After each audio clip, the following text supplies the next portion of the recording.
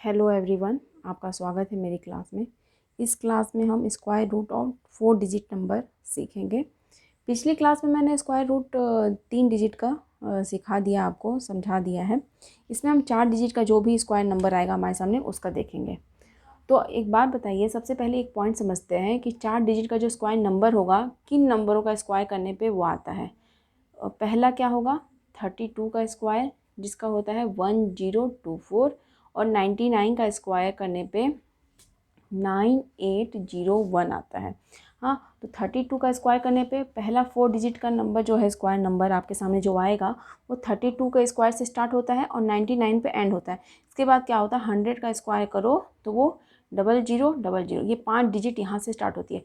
तो 4 डिजिट के नंबर का स्क्वायर रूट बोलेगा तो वो 32 का हो सकता है और 99 का हो सकता है, और इनके बीच का कोई नंबर होगा जिनका वो 4 डिजिट का स्क्वायर होगा। तो मुझे उम्मीद है कि आप ये पहली चीज़ समझ गए कि 32 और 99 के बीच का नंबर, और 32 और 99 खुद भी होंगे। तो इनके बीच का ही जो नंबर होगा, इन्हीं का स्क्वायर करने पे 4 डिजिट का स्क्वायर नंबर आएगा। मुझे उम्मीद है आप पहली चीज़ समझ गए होंगे। अब हम मैं एक एग्जांपल लेती हूँ आपके सामने।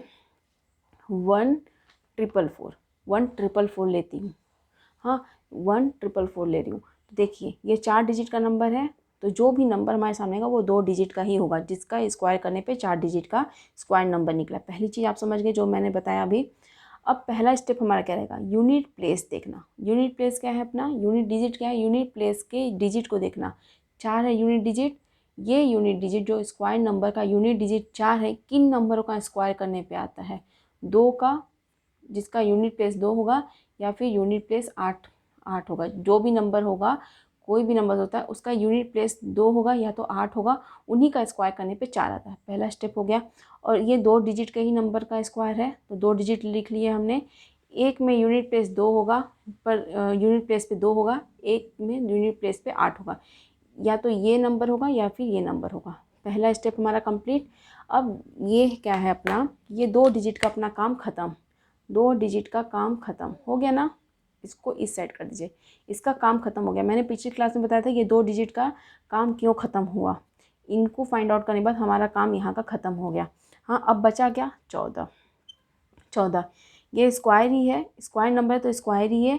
किन नंबरों का स्क्वायर करने पे जो भी हमारा नंबर इस साइड होगा और इस साइड का स्क्वायर करेंगे तो इनके बीच ही आए, इनके बीच आए, मतलब इससे ऊपर हो और इससे कम हो।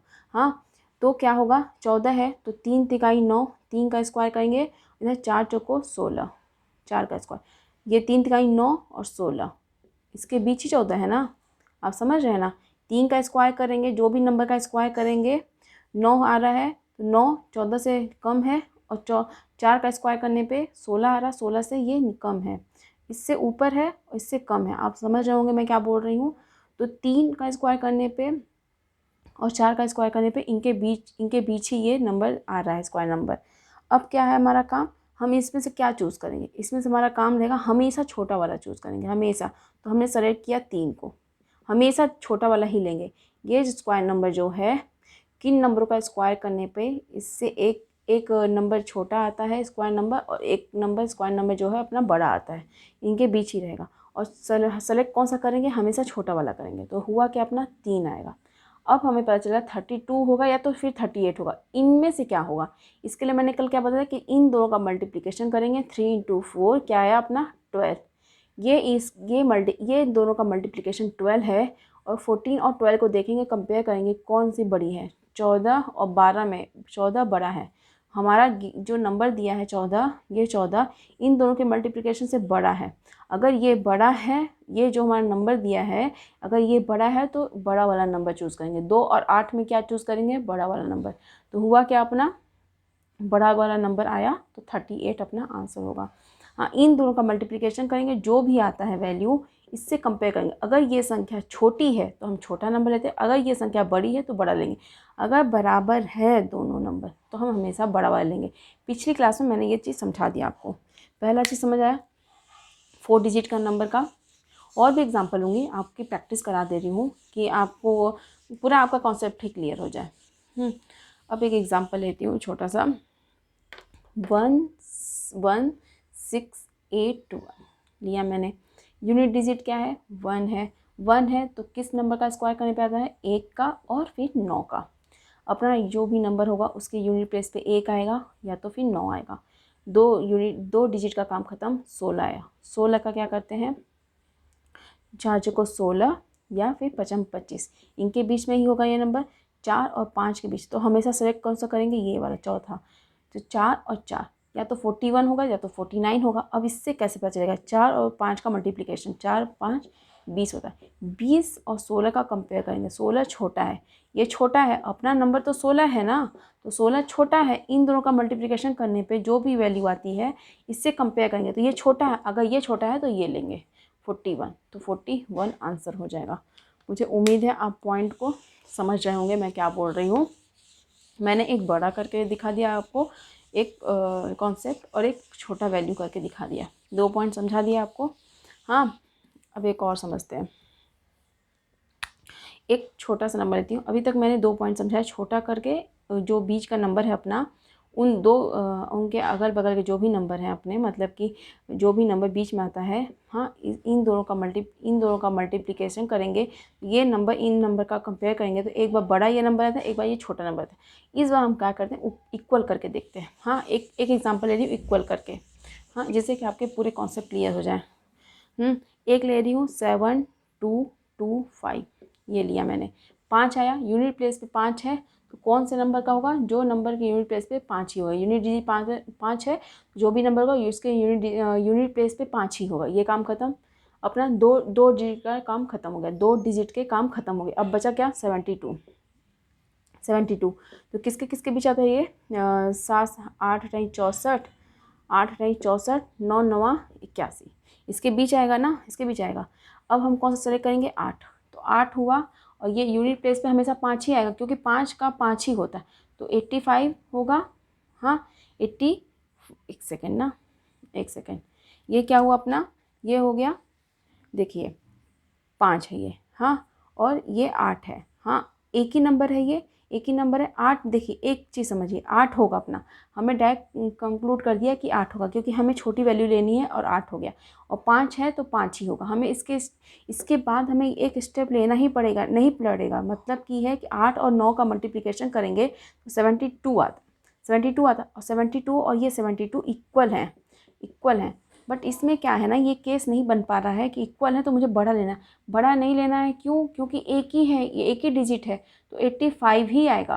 पहली हमारे जो स्टेप्स होते थे कि 8 और 9 में से कौन सा सेलेक्ट करेंगे, 8 सेलेक्ट करेंगे, इसमें एक ही डिजिट है जो कि 5 ही है, तो 8 और 5 हो गया, 85 हो गया।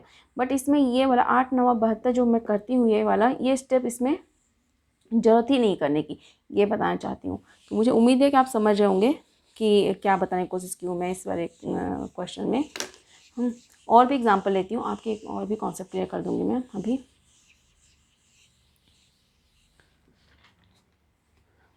अब देखते हैं एक क्वेश्चन कि 7 3, एक सेकेंड ना, 4 डिजिट का लेना है ना मुझे, तो एक चीज़ समझ लिए हम। तो अब देखते हैं 9801 लेकर के, 9801 लेकर के 1 है यहाँ पे, तो क्या आ सकता है अपना, कोई भी नंबर जिसका 1 हो लास्ट यूनिट प्लेस, और 9 हो, यूनिट प्लेस पे 9 हो, तो ये 2 डिजिट का अपना काम ख़त्म हो गया। अब जो भी यूनिट अपना नंबर आएगा उसके यूनिट प्लेस पे 1 आएगा या फिर 9 आएगा, ये होगा।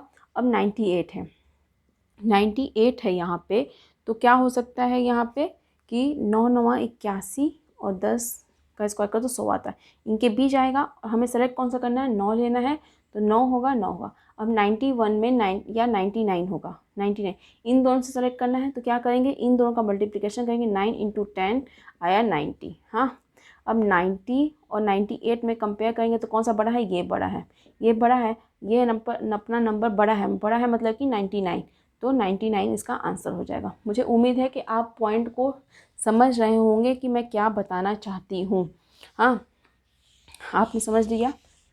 1 2 नंबर और लेती हूँ जिससे आपके अच्छे से कॉन्सेप्ट और अच्छे से क्लियर हो जाए। मुझे उम्मीद है कि आप समझ गए हैं, मुझे उम्मीद है अच्छे से कि आप अच्छे से ये कॉन्सेप्ट ले लिए हैं, लेकिन फिर भी 1 2 क्वेश्चंस और करा देती हूँ प्रैक्टिस आपके।